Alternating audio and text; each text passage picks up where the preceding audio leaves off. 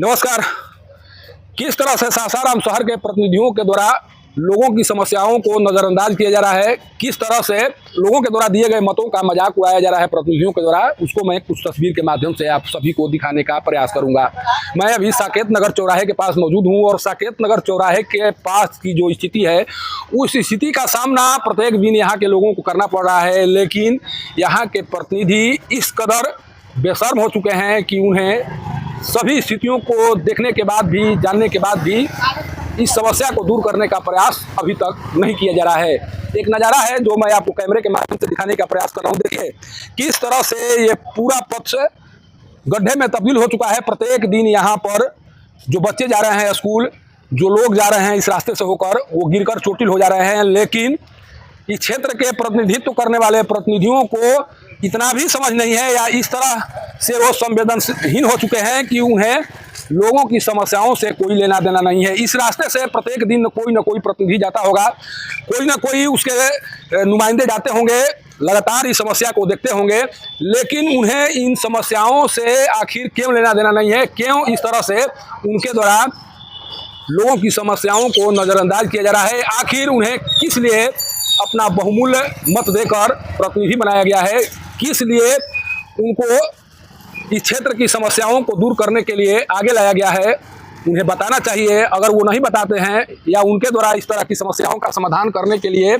कोई कार्य नहीं किया जाता है, तो ये माना जा सकता है कि लोकतंत्र में जितने भी प्रतिनिधि हैं वो जनता की जो भावनाएं हैं उनसे खिलवाड़ करते हैं, उनका वोट लेकर उनका शोषण करते हैं। और इसी शोषण का परिणाम है कि यहाँ का जो नज़ारा है वो पूरी तरह से गड्ढे में तब्दील हुआ दिखाई पड़ रहा है। ये इस पथ पर जाइए, सोचिए कि प्रभाकर मोड़ से सीधे तौर पर आगे जाने के लिए इधर सब्जी मंडी है, सब्जी मंडी की ओर जाने के लिए लोगों के द्वारा इस पथ का उपयोग किया जाता है।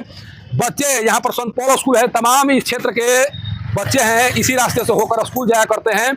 और इस रास्ते पर जाने के दौरान जिस तरह से उन्हें चोटें आती हैं, जिस तरह से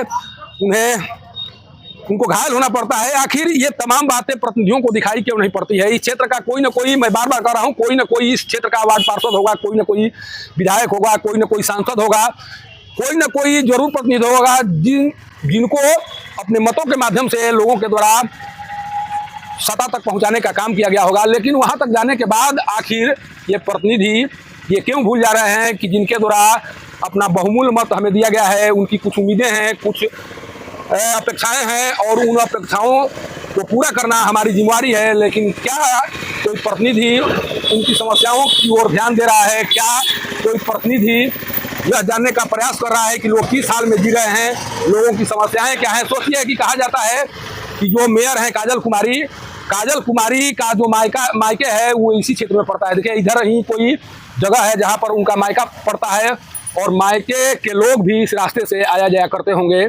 लेकिन मेयर रहने के बाद भी उनके द्वारा इस तरह की समस्याओं की ओर ध्यान नहीं दिया जा रहा है, इस तरह की समस्याओं को दरकिनार किया जा रहा है। तो सोचिए कि आखिर इस तरह की समस्याओं का समाधान कौन करेगा? क्या अब भगवान को अवतरित होकर इन समस्याओं के समाधान को लेकर आना पड़ेगा? क्या जो लोग हैं अब अपने मतों का जब बहिष्कार करना शुरू करेंगे तब उन्हें पता चलेगा कि नहीं, हमें काम करना जरूरी है, मुझे काम करने के लिए लोगों के द्वारा वोट दिया गया है?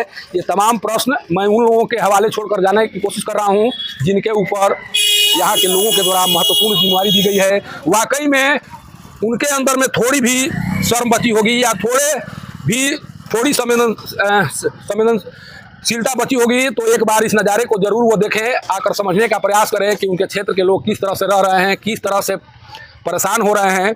अगर उनके द्वारा इस तरह का कार्य नहीं किया जाएगा तो ये तय मानिए कि आज भले ही उनके वोट के माध्यम से आप सिकंदर तो बन बैठे हैं, लेकिन एक दिन वैसा भी आएगा जब आपसे पूछा जाएगा कि आपने इस क्षेत्र के विकास को लेकर क्या कुछ किया है, किस तरह से लोगों की समस्याओं का समाधान किया है। तब शायद उनके पास कोई जवाब नहीं होगा और शायद वह इस बात को बताने की स्थिति में नहीं होंगे कि आपको जब जिता कर यहाँ से भेजा गया था तब इस क्षेत्र के विकास को लेकर आपके द्वारा क्या कुछ किया गया। सासाराम से पब्लिक न्यूज़ के लिए सत्येंद्र चौबे की रिपोर्ट।